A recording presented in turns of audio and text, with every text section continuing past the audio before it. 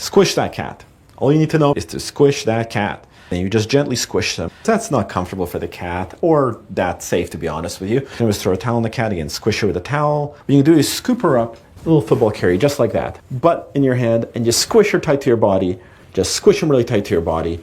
You don't have to worry about hurting a cat, just squishing them against your bodies. And there we go. We just made friends with this wonderful little cat. Look at that face.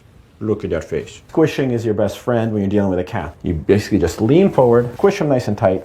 And again, I'm just squishing them into myself. We always squish that cat.